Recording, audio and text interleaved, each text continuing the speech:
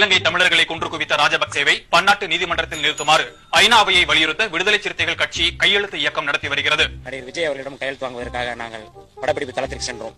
அவர்கள் இதை பார்த்தவுடன் ஐ ஆம் நாட் இன்ட்ரெஸ்டட் என்று சொல்லி எங்களுக்கு திருப்பி அனுப்பிவிட்டார்கள். மக்களை வணக்கம், நான் உங்கள் கோடங்கி மீண்டும் உங்களை சந்திப்பதில் மகிழ்ச்சி.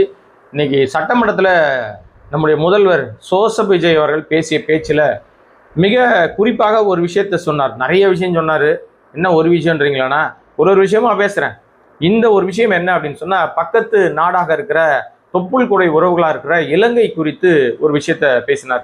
இலங்கையில் இனப்படுகொலை நடந்துக்கிட்டு இருக்கும்போது கடுமையான தமிழர்கள் மீதான அங்கே அடக்குமுறையும் படுகொலைகளும் இனப்படுகொலை நடந்துக்கிட்டு இருக்கும்போது அவர்களுக்கு ஆதரவாக நான் உண்ணாவிரதம் இருந்தேன் அப்படின்னு சொல்லிட்டு நம்முடைய சோசப் விஜய் அவர்கள் சட்டமன்றத்தில் ஒரு விஷயத்தை பதிவு செய்திருக்கிறார். அது குறிப்புகளில் இடம்பெறும், ஆவணமாக மாறிப்போச்சு. ஆனால் உண்மையிலேயே இவர் உண்ணாவிரதம் இருந்தாரா? இலங்கை தமிழர்கள் மீது அக்கறையோடு தான் இருந்தாரா? சோசப் விஜய்க்கு இலங்கை தமிழர்கள்னா ரொம்ப பிடிக்குமா அப்படின்லாம் நம்ம கடந்த கால வரலாறுகளை திருப்பி பார்த்தோம்னு சொன்னால், அவர் பேசியது பச்சை பொய். துபாகூர் அள்ளி விட்டுருக்கார் அசம்பிளியில். தான் முதல்வர் என்கிற அந்த ஒரு மமதையில் தனக்கு எதை பேசினாலும் அது அவையில் குறிப்பில் ஏறிடும்ன்றதுனால ஒரு பச்சை பொய்யை சம்பவத்தின் போது அந்த மாதிரி சூழ்நிலை நடக்கும்போது அவரை சந்திக்க போய் ஏமாற்றத்தோடு திரும்பி வந்தவர் அந்த அவையிலேயே உட்கார்ந்துருக்கும் போது ஒரு பொய்யை இவர் பரப்பி கட்டவிழ்த்து விட்டுருக்கார். என்ன நடந்தது அப்படின்னா, அவர் உண்ணாவிரதம் இருந்தாரா இல்லையானது ரெண்டாவது விஷயங்க. ஆனால் இலங்கை போர் மிக உச்சத்தில் இருந்து அங்கே தமிழர்கள் கொத்து கொத்தாக கொல்லப்பட்ட நேரத்தில் அவர்களை கண்டித்து ராஜபக்சேவை ஐநாவில் குற்றவாளியாக, சர்வதேச குற்றவாளியாக ஐநா நீதிமன்றத்தில் குற்றவாளியாக நிறுத்தணும்னு சொல்லி விடுதலை சிறுத்தைகள் கட்சி ஒரு கையெழுத்து இயக்கம் நடத்தினாங்க. நிறைய போராட்டம் தமிழ்நாடு முழுக்க நடந்துச்சு. அதில் விடுதலை சிறுத்தைகள் ஒரு கையெழுத்து இயக்கம் நடத்தப்பட்டுச்சு. அதில் ஷூட்டிங் ஸ்பாட்டில் விஜய் இருக்கும்போது அவரை சந்தித்து பிரபலங்கள்லாம் கையெழுத்து போட்டு அதுக்கு ஒரு வேல்யூ ஜாஸ்தி ஆச்சுன்னு சொல்லிட்டு நிறைய நடிகர்கிட்ட கையெழுத்து வாங்கினாங்க விடுதலை சிறுத்தைகள். அந்த அடிப்படையில் சோசப் விஜயை ஒரு படப்பிடிப்பில் போய் சந்திக்க போயிருக்காங்க. இந்த மாதிரி விடுதலை சிறுத்தைகள் வந்திருக்காங்க, இந்த மாதிரி இலங்கையில இனப்படுகொலை, அதை கண்டித்து ராஜபக்சேவை சர்வதேச நீதிமன்றத்தில் கூண்டில் ஏற்றுறதுக்கு எல்லாரும் கையெழுத்து இயக்கத்தில் கையெழுத்து போடுறாங்க, நீங்களும் கையெழுத்து போடணும்னு சொல்லி அந்த தகவலை அவர்கிட்ட சொல்லிவிட்டப்ப ஐ எம் நாட் இன்ட்ரெஸ்டட் அப்படின்னு சொல்லி எங்களை திருப்பி விட்டார்னு சொன்னது. இன்றைக்கு இதே சோசப் விஜய் அமைச்சரவையில் அமைச்சராக இருக்கிற மரியாதைக்குரிய அண்ணன் வன்னியரசு அவர்கள், அமைச்சர் வன்னியரசு அவர்கள் அந்த காலகட்டத்தில் கையெழுத்து வாங்குவதற்காக கையெழுத்து இயக்கம் நடத்தி சோசப் விஜயை ஷூட்டிங் ஸ்பாட்ல பார்க்க போனவரை ஐ எம் நாட் இன்ட்ரெஸ்டட்னு திருப்பி விட்டவர் தான் இங்க நம்முடைய சோசப் விஜய். அப்ப பச்சை பொய்யை அசெம்பிளியில கட்டவிழ்த்து விட்டுருக்கார்.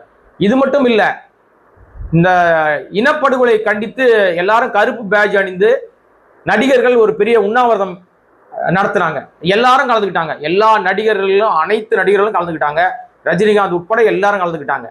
அந்த போராட்டத்தின் போது எல்லாரும் நிதி அளிச்சாங்க. அந்த படுகொலையில பாதிக்கப்பட்டவர்கள் அதுல அவங்களுக்கு நிவாரணப் பொருட்களை வழங்குவதற்காக நிறைய நிதி திரட்டப்பட்டுச்சு. அப்படி நிதி திரட்டும் போது அப்போதைய இப்போ பெரிய கோடிகள்ல சம்பளம் வாங்கிட்டு இருக்காரு சிம்பு. அன்னைக்கு லட்சங்கள்ல தான் வாங்கிட்டு இருந்தார். அவரே 2 லட்சம் ரூபாய் நிதி கொடுத்ததாக சொல்லப்படுது. அப்படி இருக்கும்போது அங்கே மைக்கில் அனௌன்ஸ் பண்றாங்க. இன்றைக்கும் அந்த வீடியோக்கள் இணையத்தில் நிறைய இருக்கு. நீங்க போனா அந்த வீடியோ வைரலா தான் இருக்கு, பார்த்து தெரிஞ்சுக்கலாம். 500 ரூபாயை வாரி வழங்கி அந்த நிதி திரட்டுகிற உண்டியல் நிரம்பி வழிகிற அளவுக்கு 500 ரூபாயை வாரி வழங்கிய மிகப்பெரிய வள்ளல் யாருன்னா நம்முடைய சோசப் விஜய் தான். முதலமைச்சராக இருக்கிற சோசப் விஜய் 500 ரூபா கொடுத்துருக்காரு. இதுதான் இலங்கை தமிழர்கள் மீது இவர் காட்டின பெரிய அக்கறை அரகரான்னு அந்த காலத்துல இருந்துச்சு. இன்னைக்கு இலங்கை தமிழர்களுக்காக உண்ணாவிரதம் இருந்தாராம் இவர். எப்பேற்பட்ட பச்சை பொய்யை தமிழ்நாடு சட்டமன்றம் சந்தித்திருக்கிறதுன்னு நீங்க புரிஞ்சுக்கிட்டா சரி. இது மாதிரி நிறைய பொய் பரப்பி இருக்காரு. அந்த சட்டசபைக்குள்ள அவரை தேடி போய் நாட் இன்ட்ரெஸ்டட்னு சொல்லி அதை அவர் திரும்பி வந்த நம்ம மரியாதைக்குரிய அண்ணன் வன்னியரசு அவர்கள் இதற்கு என்ன பதில் சொல்ல போறாரு? எதிரிவினை ஆற்றுவாரா? அல்லது இன்னும் நான் மதிக்கத்தக்க விதத்துல இருந்த நம்முடைய திருமாவளவன் அவர்கள் இதுக்கு என்ன பதில் சொல்ல போறாரு? விஜய் அவர்கள், சோசப் விஜய் ஈழத்தமிழர்களுக்காக போராடினவரா? உண்ணாவிரதம் இருந்தவரா? அவர்களுக்காக அள்ளி அள்ளி கொடுத்தவரா? 500 ரூபாய இடங்கொள்ளாமல் போக மட்டும் வாரி வாரி வழங்கினவரா? இதெல்லாம் அவங்க தான் விடுதலை கூட இருக்கிறாங்கல்ல, அவங்க தான் சொல்லணும். ஆக ஒட்டுமொத்தமாக இன்றைக்கு அனைத்து கட்சியினரையும், குறிப்பாக இவர்களுக்கு தேவைப்படுகிற கட்சியினரை விலை கொடுத்து வாங்கி அவர்கள் வாயை அடைத்து விட்டார்கள். வாயில பிளாஸ்டர் ஓட்டிட்டாங்க, சோபா செட்டு கொடுத்துட்டாங்க, சுகமா தூங்க வச்சுட்டாங்க, உட்கார்ந்துகிட்டே சோபால தூங்கிட்டு இருக்காங்க. நம்ம வந்து இவர்கள்லாம் ரொம்ப மரியாதைக்குரியவர்கள் நினைச்ச காதர் மொய்தீன்லாம் இப்ப வந்து காதறிந்தவரா மாறி போயிட்டாரு. காது கேட்க மாட்டேங்குது அவருக்கு, பச்சையா பொய் அள்ளி விடுறாரு. இது மாதிரி எல்லாருமே பச்சோந்தியா மாறி போயிட்டாங்கன்றது மட்டும் வெளிப்படையா தெரியுது. சட்டமன்றத்திலேயே நமக்கு முன்னாடியே ஒருத்தர் உட்கார்ந்துருக்காரு, அவர் போய் நம்மளை கையெழுத்து வாங்க வந்தவரே திருப்பி விட்டுட்டோம். நம்ம அவரை வச்சுக்கிட்டே போய் சொல்றோமே. திமுக காரங்களாம் வெளியே போயிட்டாங்க, வெளிநடப்பு. ஆனா அவர் படிக்கும் போது சொல்றாரு அவர் எதிர உட்கார்ந்துருக்காரு வன்னியரசு. இதுதாங்க காலம் செய்கிற கோலம்ன்றது. ஒரு காலகட்டத்தில் அவரை போய் பார்க்க முடியல, திருப்பி விட்டாரு. அதே நபர் இன்றைக்கு அதே அமைச்சரவையில அமைச்சரா உட்கார்ந்துருக்கார், முதலமைச்சரா ஒருத்தர் போய் சொல்லிட்டு இருக்கார். எப்பேற்பட்ட ஒரு விஷயம் பாத்தீங்களா? இன்னும் இது மாதிரி நிறைய விஷயங்கள் பேசுவதற்கு இருக்கிறது. தொடர்ந்து பேச போறோம். உங்களுடைய அன்பும் ஆதரவும் தொடரும் என்ற நம்பிக்கையில சப்ஸ்கிரைப் பண்ணுங்க, சப்போர்ட் பண்ணுங்க, ஷேர் பண்ணுங்க. நம்முடைய சேனலுடைய வளர்ச்சி உங்களால் மட்டும்தான். நன்றி, வணக்கம்.